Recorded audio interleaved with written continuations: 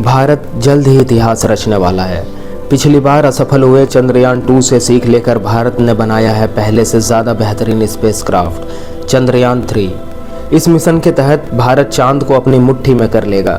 14 जुलाई 2023 के दिन दोपहर 2:35 के वक्त चंद्रयान 3 चंद्रमा के लिए रवाना हो गया और इस बार चंद्रयान मिशन पूरी दुनिया को ये दिखाने के लिए तैयार है कि भारत स्पेस रिसर्च फील्ड में भी पूरी दुनिया में सबसे आगे है। और आज हम आपको चंद्रयान 3 मिशन की लॉन्चिंग, चांद की सतह पर लैंडिंग, बजट और स्पेसक्राफ्ट में किए गए बदलाव से लेकर इसके मुख्य मिशन की पूरी जानकारी दूंगा, ताकि आप भी इसरो के इस खास मिशन का हिस्सा बन सकें। तो पूरा वीडियो ज़रूर देखिएगा। अमेरिका, रशिया और चाइना जैसे 3 देश को ही आज तक चांद पर अपना स्पेसक्राफ्ट उतारने में सफलता मिली है। अगर चंद्रयान 3 सफल होते हैं तो भारत दुनिया का वो चौथा देश बन जाएगा जिसने चांद पर जीत हासिल की है।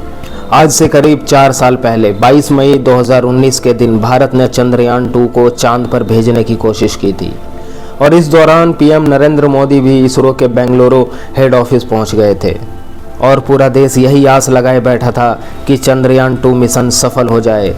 मिशन के शुरुआत में सब कुछ सही चल रहा था और 7 सितंबर के दिन चंद्रयान 2 उतरने ही वाला था कि तभी चंद्रमा की सतह से सिर्फ 2 किलोमीटर की ऊंचाई पर विक्रम लैंडर से हमारा संपर्क टूट गया और हम चांद पर लैंडिंग करने में असफल हो गए थे। मिशन में मिले इस असफलता से इसरो के चीफ के शिवा काफ़ी ज़्यादा भावुक हो गए थे। तभी प्रधानमंत्री नरेंद्र मोदी ने उन्हें गले लगाकर सांत्वना दी थी, जिसके बाद प्रेस मीट में पीएम मोदी ने कहा था कि हम रुकेंगे नहीं बल्कि इससे सबक लेकर आगे बढ़ेंगे, क्योंकि विज्ञान यानी प्रयास, प्रयास और प्रयास। प्रधानमंत्री नरेंद्र मोदी की कही इस बात को आधार बनाकर इसरो के चीफ ने चंद्रयान 3 को चांद पर भेजने का सपना देखना शुरू कर दिया। लेकिन उस वक्त हुई भूल को सुधारने में इसरो को पूरे 4 साल लग गए। अब उन्होंने पहले से ज़्यादा एडवांस और पावरफुल स्पेसक्राफ्ट तैयार कर लिया है। चंद्रयान 2 की नाकामयाबी से निराश होने की बिल्कुल भी ज़रूरत नहीं है, क्योंकि पृथ्वी के वातावरण से बाहर निकलकर अंतरिक्ष में जाना अपने आप में बहुत बड़ी चुनौती होती है। और जानकारी के लिए बता दें कि अमेरिका अपने सभी चांद मिशन में कुल 26 बार फेल हो चुके हैं, जबकि रशिया को 14 टाइम्स फेल्योर का सामना करना पड़ा। लेकिन भारत ने अपनी पिछली असफलता से इतनी बारीकी से सीख ली है कि इस बार चंद्रयान 3 का सफल होना तय माना जा रहा है।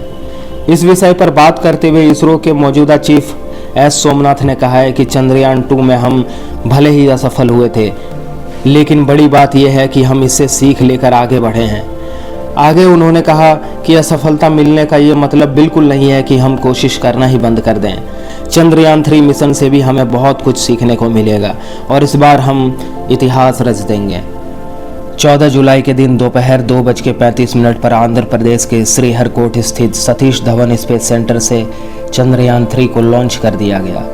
इसरो के मुताबिक चंद्रयान 3 को उसी रास्ते से चांद पर भेजा जाएगा जो चंद्रयान 2 का था। साथ ही इसे चांद के दक्षिणी ध्रुव पर उतारा जाएगा जहां चंद्रयान 2 को उतारा जाने वाला था। यानी हम यूं कह सकते हैं कि चंद्रयान 3 अपने पिछले साथी चंद्रयान 2 का बचा हुआ मिशन पूरा करेगा। चंद्रयान 3 में कई बदलाव किए गए हैं, जैसे कि इस बार स्पेसक्राफ्ट में कोई ऑर्बिटर नहीं है, बल्कि इस वक्त हम एक मॉड्यूलर का इस्तेमाल कर रहे हैं जो चंद्रयान 3 के लैंडर और रोवर को चांद के ऑर्बिट तक लेकर जाएगा। इसरो के मून मिशन के मुख्य 3 लक्ष्य हैं, जिसमें पहला है चंद्रयान 3 के लैंडर को चांद पर एक सॉफ्ट लैंडिंग कराना, दूसरा इसके रोवर को चांद की सतह पर चलाना और तीसरा चांद पर कुछ ज़रूरी साइंटिस्ट रिसर्च करना। आइए अब एक एक करके तीनों के बारे में विस्तार से जानते हैं। सबसे पहले बात करते हैं लैंडिंग की। तो किसी भी स्पेसक्राफ्ट की 2 तरह की लैंडिंग होती है, हार्ड और सॉफ्ट लैंडिंग। हार्ड लैंडिंग में कोई भी स्पेसक्राफ्ट अंतरिक्ष में मौजूद ग्रह और उपग्रह से तेजी से लैंड करता है। इसके सतह से टकराकर उसके क्रैश होने के चांसेस बढ़ जाते हैं। हार्ड लैंडिंग के दौरान ज़्यादातर मामले में स्पेसक्राफ्ट से हमारा संपर्क टूट जाता है या फिर वो एक जगह पे पड़े रहते हैं और यही दिक्कत चंद्रयान 2 के विक्रम लैंडर के साथ हुई थी। अब कोई भी स्पेस एजेंसी अपने स्पेसक्राफ्ट को हार्ड लैंडिंग नहीं करवानी चाहती, लेकिन कई बार तकनीकी दिक्कतों की वजह से ऐसी लैंडिंग हो जाती है और ज़्यादातर मामलों में मिशन फेल हो जाता है।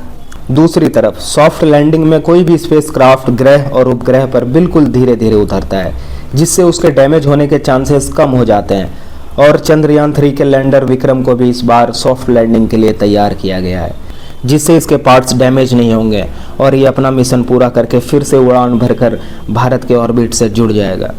दूसरा लक्ष्य यानी कि रोवर को चांद की सतह पर चलने की बात करें तो इसके रोवर का नाम प्रज्ञान रखा गया है। इसे लैंडिंग के बाद चांद की सतह पर उतार दिया जाएगा।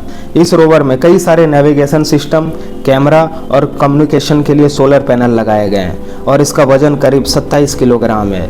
ये चांद के सतह से डेटा कलेक्ट करके लैंडर को भेजेगा और लैंडर इस डेटा को ऑर्बिटर को भेजेगा, जहां से डेटा इसरो के ग्राउंड रिसर्च सेंटर तक पहुंचेगी। रिसर्च की बात करें तो चंद्रयान 3 इनका लैंडर चांद के दक्षिणी ध्रुव पर लैंड करेगा, जहां आज तक कोई नहीं गया है। यहाँ लैंडर और रोवर मिलकर चांद के तापमान की जांच करेंगे, चांद पर होने वाले भूकंपीय घटनाओं की जांच करेंगे, साथ ही ये चांद के वातावरण में गैस और प्लाज्मा की भी जांच करेंगे। इसके अलावा कई सीक्रेट रिसोर्सेज का भी जांच किया जाएगा। कुल मिलाकर इस मिशन से इसरो चांद की वो डेटा कलेक्ट करेगा जो चांद पर मानव बस्ती बसाने की कोशिश को एक और कदम आगे लेके जाएगा। चंद्रयान 3 का लैंडर चांद पर 1 दिन तक रहेगा, जो कि धरती पर 14 दिन के बराबर होगा, जिसके बाद ये फिर से उड़ान भरकर वापस आ जाएगा। इस मिशन का बजट 615 करोड़ बताया जा रहा है। पहली बार सुनने में तो ये बजट आपको ज़्यादा लग सकता है, लेकिन बता दें कि ये बजट पिछले दिनों रिलीज हुई फिल्म आदिपुरुष के 700 करोड़ के बजट से कम है। और इतने कम बजट में चांद पर जाकर इतने बड़े मिशन को अंजाम देना वाकई में काबिलियत तारीफ होगा। आपको बता दें कि चंद्रयान 3 स्पेसक्राफ्ट का कुल वजन 3900 किलोग्राम है। आइए अब जानते हैं कि चंद्रयान 3 धरती से लेकर चांद का सफ़र कैसे पूरा करेगा। तो चंद्रयान 3 के स्पेसक्राफ्ट को रॉकेट से जोड़कर इसरो ने LVM को अपने 3 लॉन्च व्हीकल से जोड़ दिया और ये मिशन LVM-3 के इग्निशन से शुरू हो गया। फिर ऊपर पहुंचने पर इसके अगल बगल लगे S-200 रॉकेट अलग हो गए और आगे चलकर प्लेटो को कवर करने वाले हिस्से को खोलकर अलग कर दिया जाएगा। रॉकेट का दूसरा चरण भी अंतरिक्ष में पहुंचकर मेन स्पेसक्राफ्ट से अलग हो जाएगा। उसके बाद तीसरे चरण में क्रायोजेनिक इंजन चालू कर दिया जाएगा, जो चंद्रयान 3 को अंत तक लेकर जाएगा।